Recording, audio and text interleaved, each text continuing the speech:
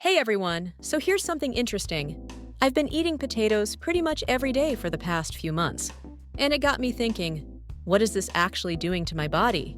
Like, we all grew up hearing potatoes are either terrible for you, or they're fine depending on who you ask. So I went down this rabbit hole of medical research, and honestly, what I found is way more nuanced than I expected. Let me start with this. Potatoes are the third most consumed food crop in the entire world. We're talking over 370 million tons produced globally every year. That's not just because they're cheap, it's because humans have genuinely relied on them for centuries. But here's the thing that most people don't realize. When scientists actually study what happens when you eat potatoes every day, the results depend almost entirely on how you're eating them. So there's this fascinating study from the American Journal of Clinical Nutrition that tracked people eating potatoes daily for several weeks.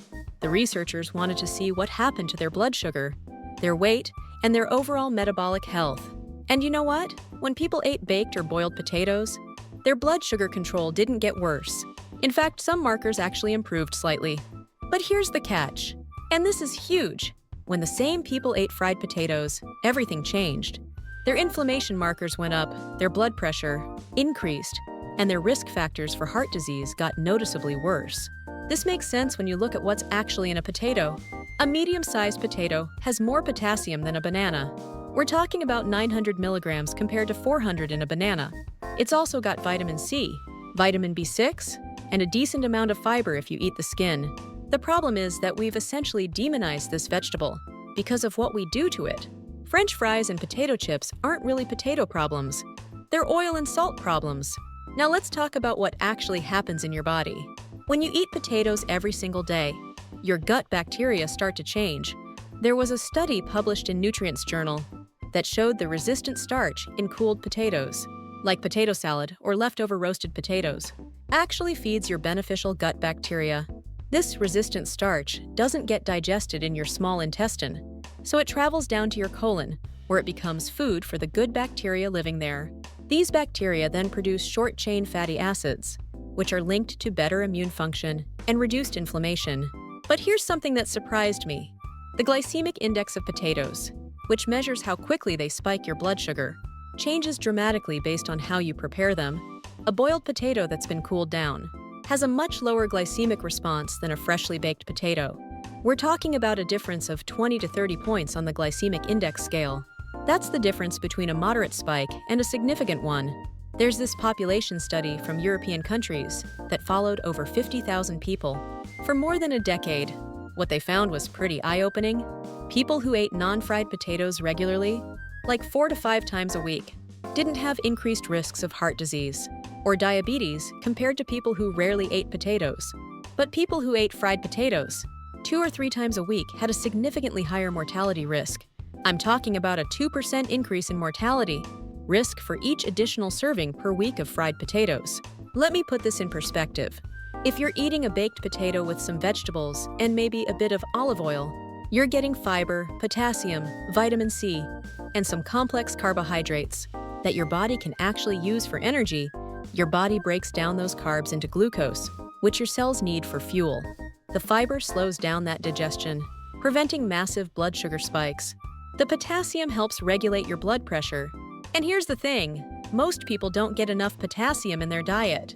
The recommended amount is around 3,400 milligrams for men and 2,600 for women. And most of us are falling way short.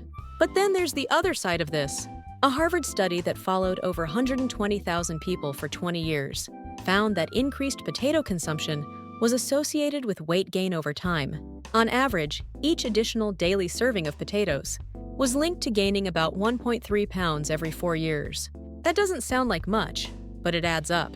However, and this is critical, when they broke down the data, boiled or baked potatoes had a much smaller effect on weight gain compared to French fries or potato chips. So what about blood sugar? This is where things get really interesting for people worried about diabetes. Potatoes have a high glycemic index, usually between 70 and 90, depending on the variety and preparation method. For context, anything above 70 is considered high, but glycemic load, which takes into account the actual amount of carbohydrate in a servings, tells a more complete story. A medium potato has a glycemic load of around 17, which is moderate, not extreme. There's also emerging research about potato antioxidants. Potatoes contain compounds called phenolic acids and carotenoids. Purple and red potatoes actually have higher levels of these antioxidants compared to white potatoes. A study in the Journal of Agricultural and Food Chemistry showed that these compounds have anti-inflammatory properties and might help protect your cells from oxidative stress. Now, you're not getting superfood levels of antioxidants here, but it's definitely more than people give potatoes credit for. Here's what really happens if you eat potatoes every day for months. Your body adapts. If you're eating them prepared simply, roasted, boiled, or mashed with minimal added fat, you're probably going to maintain stable energy levels because of the complex carbohydrates. Your muscles will appreciate the glycogen replenishment if you're active. Athletes actually use potatoes strategically for this reason. But if you're sedentary and you're eating large portions, especially with lots of butter, sour cream, or cheese, you're likely going to see weight gain and potentially some metabolic issues over time. The key insight from all this research is that potatoes themselves aren't the villain or the hero. They're a tool. If you're eating them alongside vegetables, lean proteins, and healthy fats as part of a balanced diet, they can absolutely be part of a healthy eating pattern. The populations that eat potatoes regularly, without health consequences, are typically eating them in reasonable portions, prepared simply, and as part of meals that include lots of other nutrient-dense foods. So if you're eating potatoes every day, pay attention to portion sizes. Think about a medium potato, not a massive baked potato that's basically 3 servings. Keep the skin on when possible for extra fiber and nutrients. And maybe most importantly, be honest about how you're preparing them. That's what the science really shows us. The potato itself? It's just a vegetable trying to live its best life.